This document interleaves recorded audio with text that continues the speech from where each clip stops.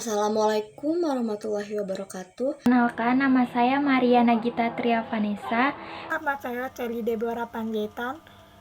Nama saya Mela Ananda dari kelas 11 IPA 5. Kami dari kelompok 12 akan mempresentasikan sifat-sifat dari koloid. Mari kita simak videonya. Koloid yang pertama ada efek Tyndall. Nah, efek Tyndall adalah efek penghamburan cahaya yang disebabkan oleh partikel koloid, di mana partikel larutan berukuran lebih kecil daripada partikel koloid. Oleh karena itu, berkas cahaya dapat dihamburkan. Kita bisa lihat pada gambar tersebut. Ketika sumber cahaya diarahkan ke larutan, cahaya tersebut akan diteruskan, sehingga kita tidak bisa melihatnya, karena larutan bersifat homogen atau sama. Tetapi, ketika cahaya diarahkan ke partikel koloid dan suspensi, maka berkas sinar akan dihamburkan, sehingga jejaknya dapat terlihat. Nah, efek Tyndall ini bisa kita lihat pada kehidupan sehari-hari. Misalnya, pada warna air susu yang keruh dan penghamburan sinar sorot lampu mobil ketika udara berkabut. Selanjutnya ada gerak Brown, yaitu gerak zigzag atau gerak tidak beraturan dari partikel koloid yang disebabkan oleh benturan atau tumbukan antara partikel koloid dengan mediumnya. Peristiwa tersebut akan terus berulang, dan hal itu dapat terjadi karena ukuran partikel terdispersinya yang relatif besar dibandingkan dengan ukuran partikel pendispersinya. Gerak Brown dipengaruhi oleh ukuran partikel dan suhu. Jadi semakin kecil ukuran partikel-partikel koloid, maka gerak Brown akan semakin lebih cepat. Begitupun sebaliknya. Semakin tinggi suhu koloid, gerak Brown akan semakin lebih cepat. Begitupun dengan sebaliknya. Nah, contoh dalam kehidupan sehari-hari bisa kita lihat pada susu yang didiamkan untuk beberapa waktu yang lama.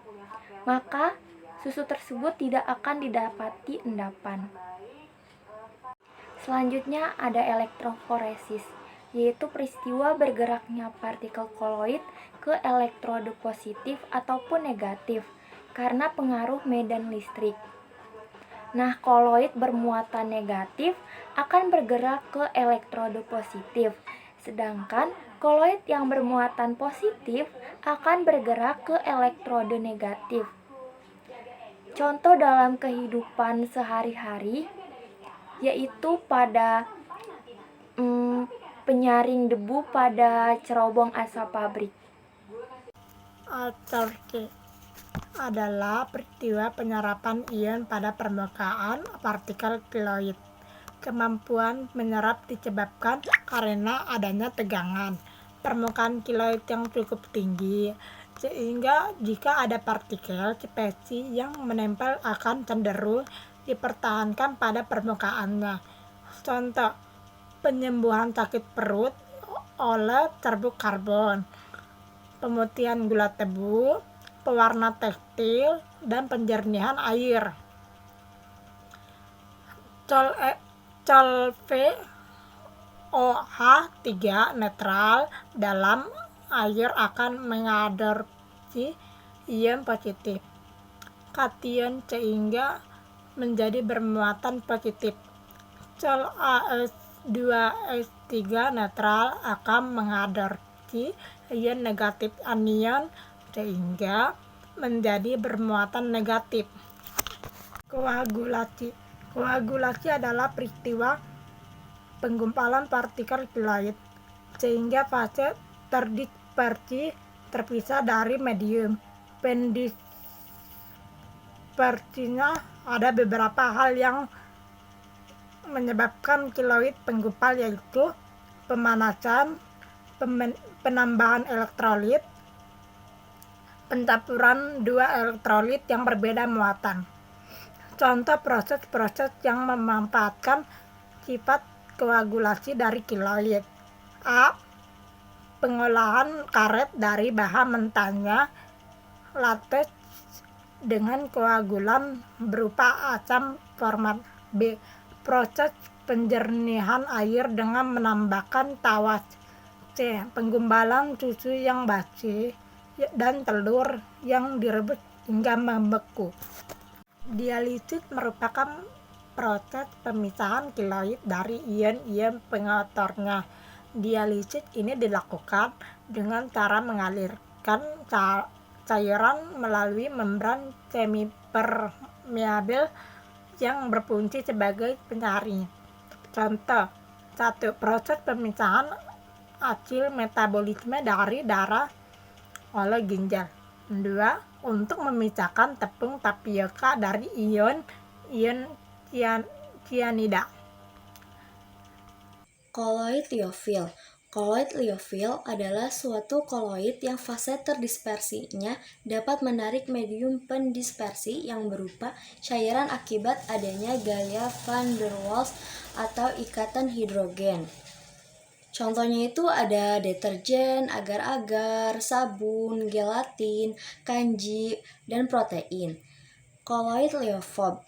Koloid liofob adalah suatu koloid yang fase terdispersinya tidak dapat mengikat atau menarik medium pendispersinya. Contohnya itu ada sol belerang, sol logam, dan sol sulfida. Perbedaan antara koloid liofil dan koloid liofob.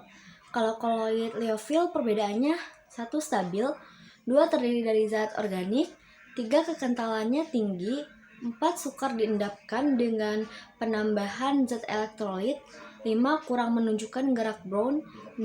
Kurang menunjukkan efek Tyndall, 7. Dapat dibuat gel, 8. Umumnya dibuat dengan cara dispersi, 9. Partikel dispersi mengadsorpsi molekul, 10. Reversible, 11. Mengadsorpsi mediumnya. Sedangkan koloid liofob perbedaannya 1. Kurang stabil, 2. Terdiri atas zat anorganik, 3. Kekentalannya rendah, 4. Mudah diendapkan oleh zat elektrolit, 5. Gerak Brown sangat jelas, 6. Efek Tyndall sangat jelas, 7. Hanya beberapa yang dapat dibuat gel, 8. Hanya dapat dibuat dengan cara kondensasi, 9. Partikel terdispersi mengadsorpsi ion, 10. Irreversible, 11. Tidak mengadsorpsi mediumnya. Koloid pelindung. Koloid pelindung adalah koloid yang bersifat melindungi koloid lain agar tidak mengalami koagulasi. Koloid pelindung akan membentuk lapisan di sekeliling partikel koloid yang lain. Lapisan ini akan melindungi muatan koloid tersebut, sehingga partikel koloid tidak mudah mengendap atau terpisah dari medium pendispersinya. Contohnya itu 1. Pada pembuatan es krim digunakan gelatin untuk mencegah pembentukan kristal besar es atau gula.